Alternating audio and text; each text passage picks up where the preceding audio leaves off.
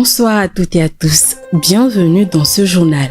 Au sommaire, l'Union européenne et la Norvège ont signé un accord qui permettra de renforcer la coopération sur le climat lundi dernier à Bruxelles. Dans la lutte contre les crises climatiques, un projet de campus destiné à la recherche pour l'environnement a été lancé à New York. Les précisions dans un instant. Pour finir, nous reviendrons sur le lancement officiel de la deuxième édition du festival La Marmite qui s'est déroulé le mercredi dernier sur le site de Togo 2000. C'était là les titres. À présent, le journal.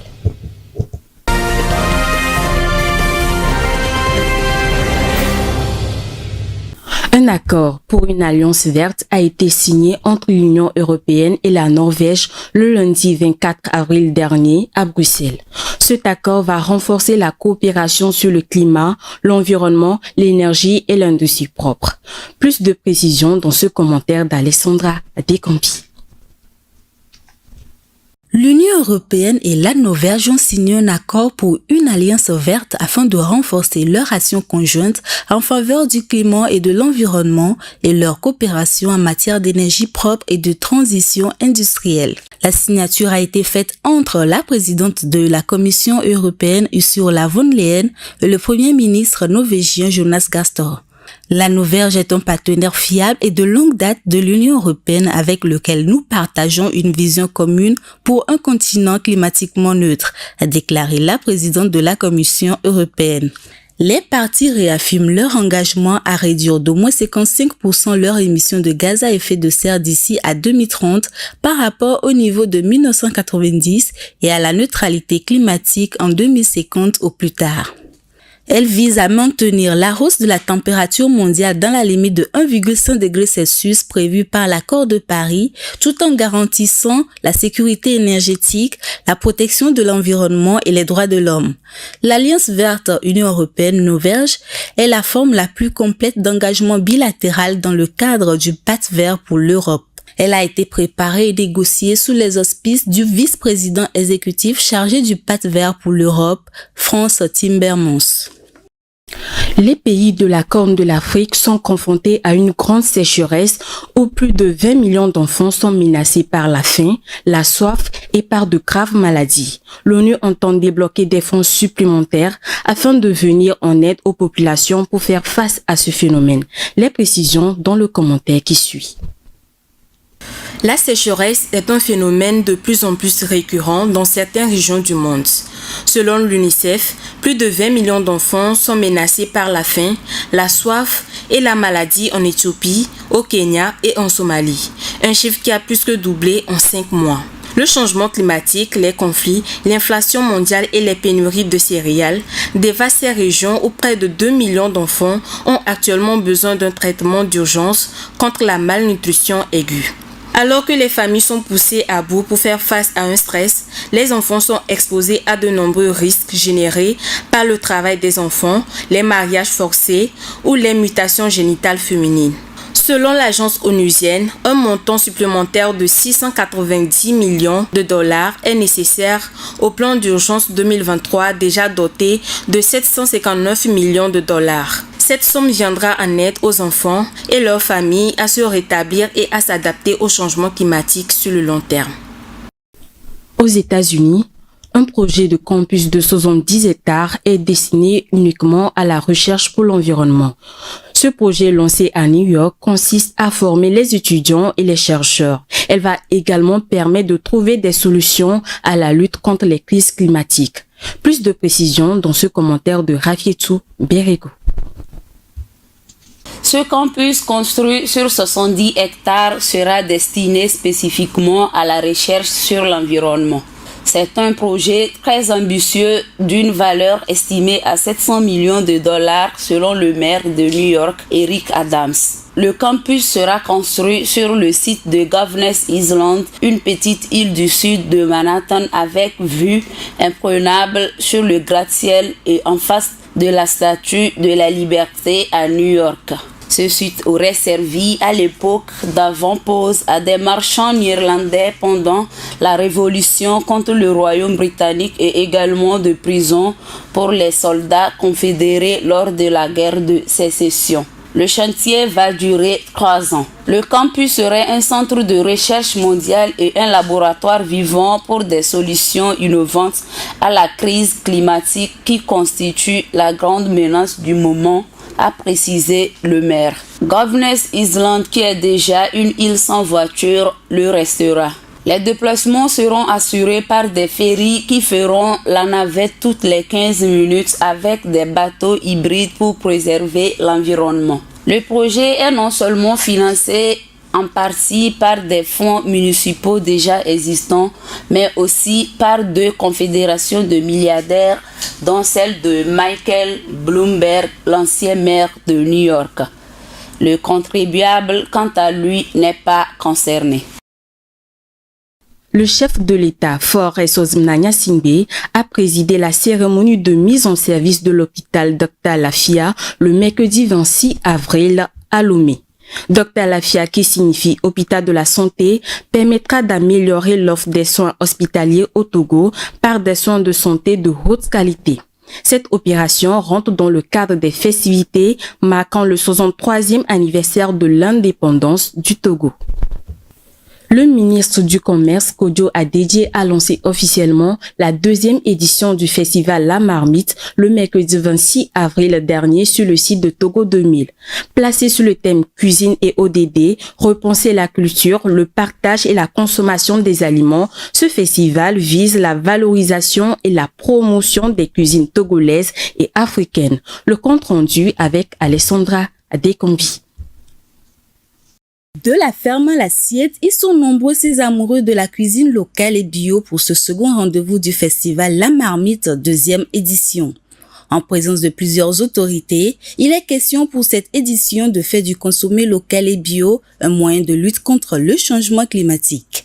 Le ministre du Commerce, Kojo Adedje, représentant du gouvernement, félicite les organisateurs pour la bonne initiative. Je tiens ici à féliciter les promoteurs de cette initiative qui est en parfaite adéquation avec la politique du gouvernement de faire de la consommation locale un vecteur de développement socio-économique de notre pays. Cette plateforme culinaire est également une opportunité pour valoriser non seulement les chefs cuisiniers qui seront au centre de toutes les attentions et d'ailleurs très sollicités durant toute la durée de l'événement, mais aussi le producteur agricole, qui est un maillon essentiel de la chaîne de valeur de la terre à l'assiette. Le Togo, comme beaucoup d'autres pays, dépend d'importations pour répondre à sa demande alimentaire. Le changement climatique hypothique les ressources en eau et le rendement des terres agricoles. Pour faire face à cela, la solution se retrouve dans le renforcement de la production locale, la maîtrise de l'eau, de l'irrigation, mais aussi le développement de l'agroécologie.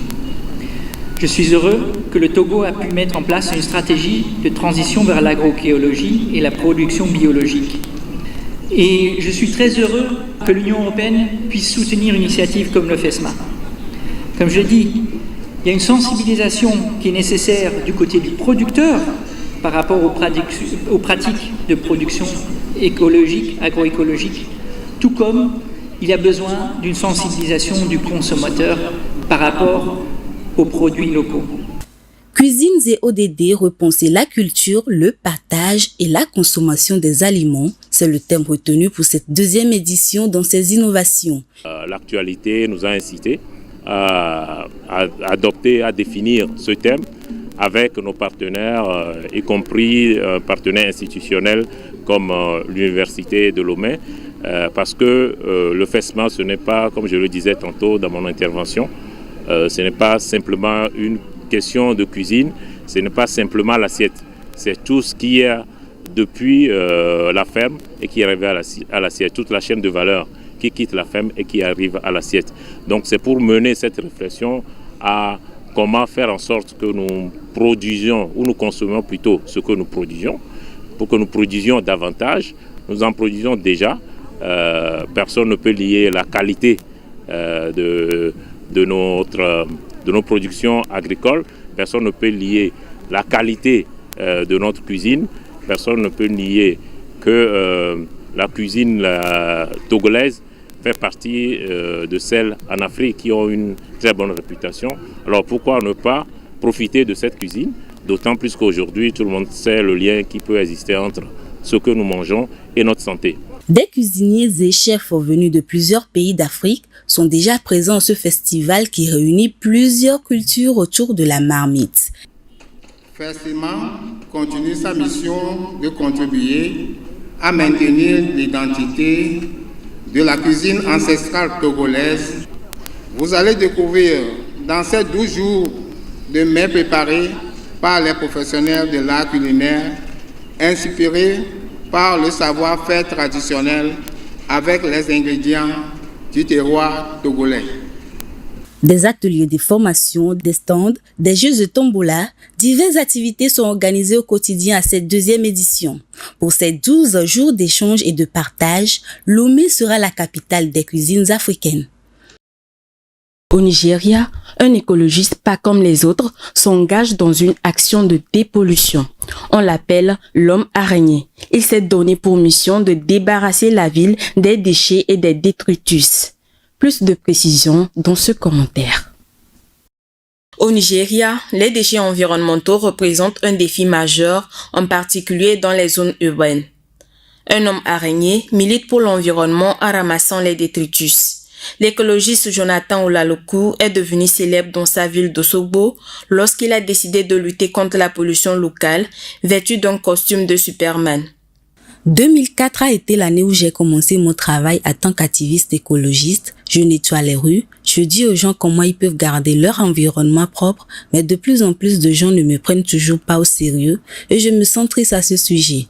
Mais cela ne m'empêcherait pas de faire mon travail. J'ai continué à le faire jusqu'en 2021. J'ai commencé à porter le costume d'homme araignée et j'ai commencé à avoir des résultats positifs. Les gens ont commencé à me prendre au sérieux et j'en suis heureux. Il y a de la joie en moi. Les gens sont maintenant plus préoccupés par leur environnement qu'avant. Le seul super pouvoir que possède Jonathan Olaloku est sa détermination à faire bouger les choses dans sa communauté. Son costume lui permet de se faire remarquer et d'attirer l'attention sur le problème des déchets dans les rues. Je suis très heureux de l'attendre et de le voir faire ce qu'il veut à sa manière. Et pour moi, c'est louable. Nous ne pouvons pas attendre que les gouvernements fassent quelque chose pour nous. Jonathan s'assure que son environnement n'est pas seulement bon pour lui. L'environnement est également intact pour la génération à venir. L'un des principaux défis de la gestion des déchets au Nigeria, c'est le manque d'infrastructures et de ressources adéquates pour la collecte et l'élimination des ordures. Plusieurs autorités locales peinent à fournir des services de base, ce qui entraîne l'accumulation des détritus non collectés dans les rues, dans les espaces ouverts et dans les canaux d'évacuation. La protection de l'environnement passe aussi par le bon choix des outils que nous utilisons, notamment les sacs biodégradables. Ces sacs polluent moins l'environnement en protégeant la nature et les êtres humains. L'importance des sacs biodégradables dans la protection de l'environnement, c'est un reportage de Alessandra Dekombi. Les sacs biodégradables se décomposent totalement sous l'action de la lumière et de la chaleur et ne produisent aucun effet toxique sur la vie des populations. Depuis quelques années, le monde est confronté aux conséquences du réchauffement climatique causé par l'utilisation excessive des sachets plastiques. Au Togo, pour aider la population à lutter contre le changement climatique et maintenir la propreté, Nino Baron a opté pour la production des sacs biodégradables et recyclables. Nous avons pris l'initiative et le choix de faire ce genre de sacs parce que on trouve que les sachets noirs et autres là ont des effets néfastes sur notre environnement, alors que les sachets ou bien les sacs en carton, je pense que même après leur première utilisation, ils sont encore serviables à faire des trucs. C'est très coûteux par rapport aux sachets autres là, parce que bon, on a pris des matériaux pour pouvoir faire les sacs là, c'est un peu cher, mais bon, actuellement nous avons des partenaires, ce qui fait que nos prix sont vraiment très bas, et puis tout le monde peut procurer de ce genre de sacs facilement. Ce qui est bien, les premiers clients qui viennent, c'est eux-mêmes qui nous cherchent encore d'autres clients et en même temps, les consommateurs de ces clients, eux aussi viennent chez nous pour pouvoir en avoir plus d'informations et payer pour leurs activités. Sur le marché, certains commerçants choisissent d'utiliser les sacs biodégradables pour emballer les produits de leurs clients. Cela permet de protéger le client en même temps que l'environnement. Nous avons fait ce choix parce que ça rend très classe la vente de nos diverses choses. Si les clients prennent ce genre de sacs, ils sont fiers, quoi. Ils se sentent bien dans leur peau plutôt que les sachets. Nous voulons apporter notre pierre, quoi. Genre, nous voulons faire en sorte que l'environnement se sente bien tout. Donc, lorsque nous avons écouté, le monsieur nous a dit que ce sont des sacs biodégradables. Nous avons opté pour ce genre de sacs. J'ai opté pour les sacs biodégradables parce que ça aide à protéger l'environnement. Ça évite la pollution de l'environnement parce que les sacs sont faits en carton et c'est biodégradable. Ça se dégrade vite, ça évite les pollutions. Contrairement aux sachets qui sont là, qui durent, ne dégradent pas, ça pollue l'environnement.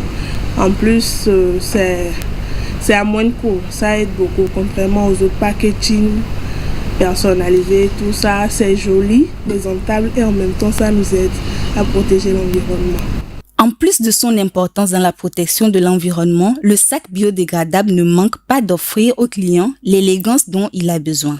Déjà, c'est un sac bien présentable par rapport au sachet noir. Ça, c'est déjà classe, c'est joli dans un premier temps. Et dans un deuxième temps, c'est une belle initiative dans le sens où c'est aussi notre aide à apporter à l'environnement. C'est une opportunité pour nous de faire du bien à l'environnement. Privilégier les sacs biodégradables, c'est mieux que d'utiliser les sacs en plastique. Plusieurs avantages rentrent dans la politique d'utilisation des sacs biodégradables. Cela contribue à notre santé et à la protection de l'environnement.